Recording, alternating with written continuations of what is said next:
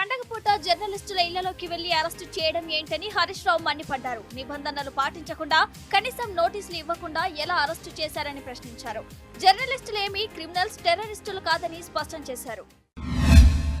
44 YouTube channels పై చర్యలకు police శాఖ ఎన్నడూ లేని విధంగా అత్యుత్సాహం ప్రదర్శిస్తోంది. ఛానల్స్ బాధ్యులను గుర్తించి అరెస్టు చేసేందుకు సీసీఎస్ పోలీసుల అత్యుత్సాహం, ఓవర్ యాక్షన్ చేస్తున్నారు. ప్రభుత్వాన్ని ప్రశ్నించే జర్నలిస్టుల గొంతు నొక్కే కుటిల యత్నాలకు దిగుతున్నారు. ఐఏఎస్ల కథనంపై ఎన్టీవీ ఇన్పుట్ ఎడిటర్ దొంతు రమేష్, రిపోర్టర్లు చారి, సుధీర్ ను అరెస్టు చేయడాన్ని బీఆర్ఎస్ నేతలు పల్లె రవికుమార్ గౌడ్, గోసుల శ్రీనివాస్ యాదవ్ ఖండించారు. ఆ కథనం వెనుక ఉన్నవారిని వదిలి సాధారణ రిపోర్టర్లను అరెస్టు చేయడం ఏంటని మండిపడ్డారు. భూభారతి స్కామ్ లో ఒక్కో తిమింగలం బయటకు వస్తుంది. తవ్వుతున్న కొద్దీ పందికొక్కులు బయటకు వస్తున్నాయి. ఇప్పటి వరకు సుమారు 25 మంది అక్రమార్కులను పోలీసులు అరెస్టు చేసి విచారిస్తున్నట్టు సమాచారం. విచారణలో విస్తుపోయే నిజాలు బయటపడుతున్నాయి.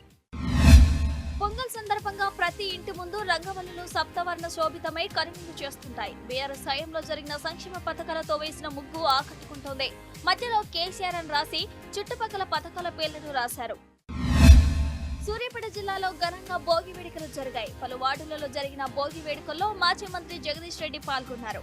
కాలనీ వాసులు జగదీష్ రెడ్డికి హారతిచ్చి ఘన స్వాగతం పలికారు. ప్రజలకు భోగితో పాటు సంక్రాంతి, కనుమ పండుగ శుభాకాంక్షలు తెలిపారు. హైదరాబాద్ జలవిహార్లో పతంగుల పండుగ ఘనంగా జరిగింది. తలసాని శ్రీనివాస్ యాదవ్ పతంగి ఎగరవేశారు.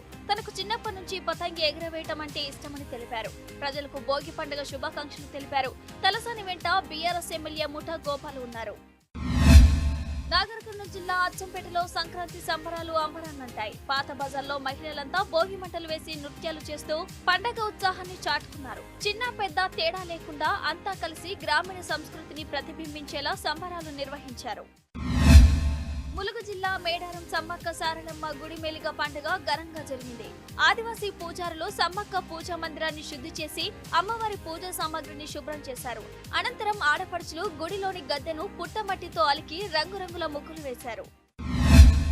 ప్రముఖ శైవ క్షేత్రం శ్రీశైలం ఆలయం ముందు భోగి పండుగ ఘనంగా జరిగింది. గంగాధర మండపం వద్ద ఈవో శ్రీనివాసరావు దంపతులు, అధికారులు, ట్రస్ట్ బోర్డు మెంబర్లు, అర్చకులు భోగి మంటలు వేశారు. భోగి పండుగకు ఎంతో విశిష్టత ఉందని ఆలయ అర్చకులు తెలిపారు.